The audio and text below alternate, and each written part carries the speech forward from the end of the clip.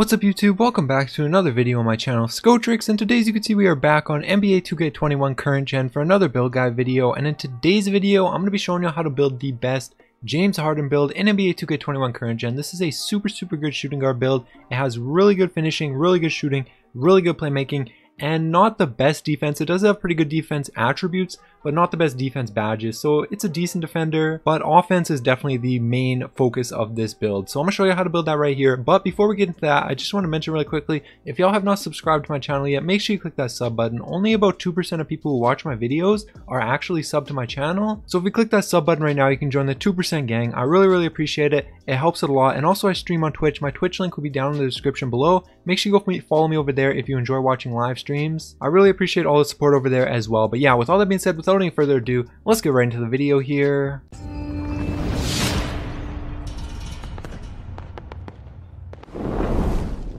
Alright, so first up on this screen, nothing really matters too much. The only thing that's important is you want your position to be a shooting guard, just like James Harden in real life.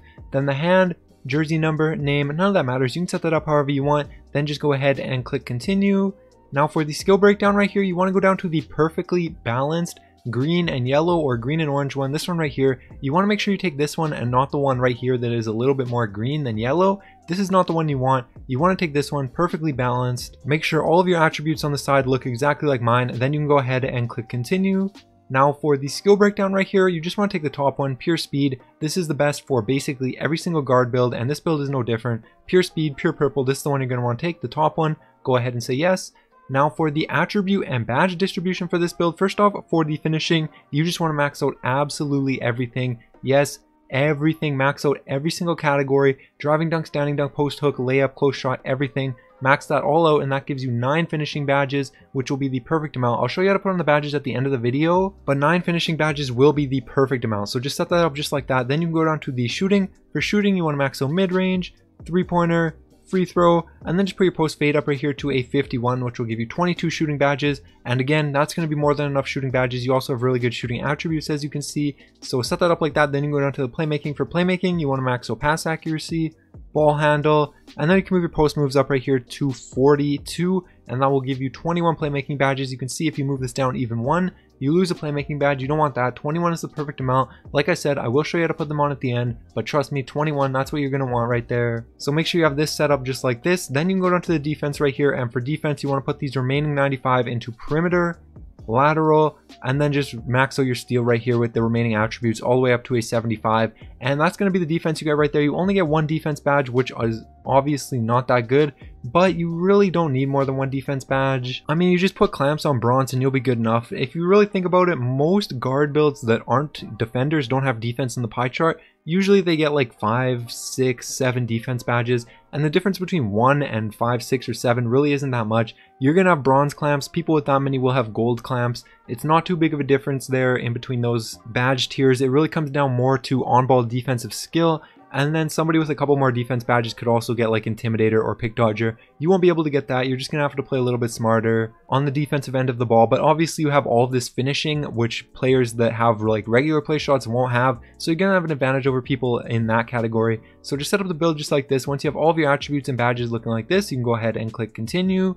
Now for the body shape, this doesn't matter. You can choose whichever one you want. It doesn't affect the build in any way. It doesn't change the attributes. It doesn't change the badges. All it does is change how the build looks. So for me, I'm going to take defined, probably the most similar to Harden in my opinion. So I'm going to go ahead and say that. Then for the height right here, you just want to go up to 6'6". This is Harden's height in real life. It's also the best height to make this build. 6'6", perfect height right there. You still get pro dribble moves. Your shooting goes down a little bit. Don't worry about that. That's going to go back up. Same thing with your speed. That's going to go back up. So just go ahead and say yes at 6'6" right there. Plus it gives you an advantage in height over most other guard builds.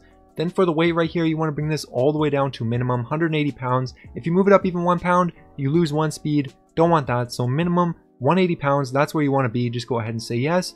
Now for the wingspan right here, this you're going to want to go ahead and move down to 79.8. You could also put it at 81.6, but I think 79.8 is better. It gets your three-pointer up by 3, your ball handle up by 1, and really not too much goes down. A couple finishing things go down, but not by that much, and a couple of defense goes down, but again, not by that much. So that's probably where you're going to want to be, 79.8, but you could also put it at 81.6 if you prefer that, but I recommend 79.8, so I'm going to go ahead and confirm it like that. And now for the takeover right here, this really doesn't matter too much. These are all pretty good takeovers for this build. It really just depends on your playstyle and what you want, what fits into your preferences the most, what fits into your playstyle the most. So for me, I'll probably take the Playmaker takeover because I like breaking ankles. But if you like shooting deep threes and stuff, take the spot up. If you like shooting fadeaways in the mid-range, take the shot creator. And if you like slashing, take the slasher. But for me, I'm going to take Playmaker, go ahead and say yes. And then as you can see right here, boom.